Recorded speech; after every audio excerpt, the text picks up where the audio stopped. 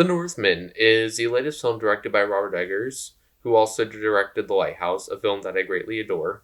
And this movie basically revolves around a child who swore a ritualistic oath to avenge his father should he be killed and have his throne taken. And that was right before he was slaughtered by his brother, who wanted to overtake his throne. And basically, from his childhood, he has to evade this entire clan that is trying to overtake his throne after slaughtering him. And then, as he goes into adulthood, he's eventually becoming this ruthless avenger who wants to take down his entire kingdom and see it fall, because he wants to fulfill his oath and he wants to see some satisfying blood. This film does not hold back in any way. This is a full-on Viking Age period piece that is a full-on revenge story of this one man trying to get vengeance on his uncle who took the throne and killed his father. He is going all out and taking down any tribes he can to get to this man or to go along the way, and he holds back no punches. And that really plays into the violence, because it's really not as much gore being shown on screen, but there is so much implied and so much power given to the brutality of it, and just how mercilessly people are being slaughtered, having their throats sliced across a wall, or just people being burned in a little hut. Like, it's insane. And it feels like they're going in so crazy and really pushing the rating system is what they're doing, but it's barely any gore shown at all. But there's just so much power to the dark tone and the way the violence is portrayed that they make it feel so riveting and enthralling, to where you feel so immersed in what's happening and you feel a lot more shocked by the violence, and it plays so well into the film. The dark tone of this movie works so well, especially because there's so much care given to the filmmaking, especially from the visual elements. I really love the color palette and the really gorgeous cinematic darks. I really like the use of darks and shadows when the filmmakers and the editors actually know how to really play them into the tone and really make them look beautiful and cinematic. And this film never fails to pull it off. It looks absolutely amazing, and the night sequences are pulled off so gorgeously. There are some scenes that just outline the characters like a full-on silhouette, or even a lot of like the cloudy daytime shots where there's just such a beautiful depth to the shadows, and there's a lot of darks to really wide, beautiful landscapes or even close-up shots of the characters.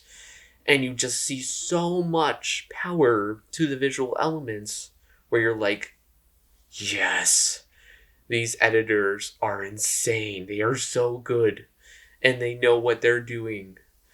Everything in this film looks gorgeous and cinematic, and it makes it such an amazing experience of a movie to watch. I was blown away by everything they did with the color palette and the toning, the use of darks. All of it was pulled off to perfection. I really love the musical score as well. It does have a very Viking-like and period piece-like tone. It is very immersive. It really makes you feel like you are in this time period, and there is just nothing else going on. I love how it just gets you so ready for the setting, and it contributes really well to the dark tone, along with just how great the filmmaking was and how well the plot was set up. But overall, the musical score was amazing. It is like Braveheart, but so much better. And that's coming from a big Braveheart fan as well. This is also just a very grounded and realistic film in the sense of how focused it is on this character's motives. Like, it is very much just revenge. And that is pretty much his entire drive throughout this film. And while other films of a similar revenge plot, like, say, Braveheart, really tried to draw out the story, which I would say for that movie was for the better, this movie is really just fully immersing you in the character and the entire experience. And you're just there along the ride. and you're just moving at a really quick pace as you watch this film. And it works really well. I would say right up until maybe the last 20-15 minutes. That's about when it starts overstaying its welcome, but this is a 2 hour and 17-minute movie. So for a majority of the film, you're getting a very amazing experience and a very fast-paced one. So that's one thing that I really enjoyed here. I do have one issue with this movie around some of the fantasy elements. I think some of them really didn't work for the more grounded experience this film was trying to go for. Like, there were some interesting scenes, especially with some of the more creepy and supernatural elements, but it was especially towards the final act when they tried to bring in some more, I don't want to spoil it, but some more over-the-top and slightly religious elements. It didn't really quite work for me. I think it really took away from the overall focus and idea for the plot of the film. That's really about it as far as complaints go. I really enjoyed this entire film.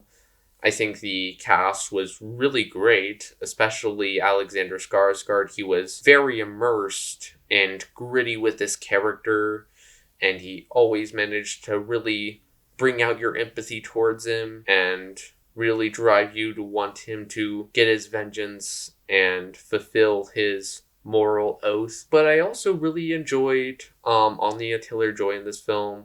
She's always great to see in these darker roles, especially with the accent. I never once heard through her Viking-like accent. She really pulled it off, and I think everyone in this movie did as well. Willem Dafoe, as weird and creepy as he was in this movie, and as brief as his appearance was, he was really great to see. I always love seeing Willem Dafoe in really dark, weird and creepy roles as well. I don't know what it is, but Willem Dafoe just knows how to pull it off.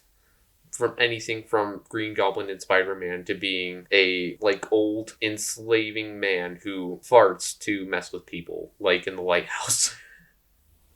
He's great. Overall, I give this movie an easy A-. I really enjoyed what they had to offer with the really great direction and so much care and dedication given to the filmmaking.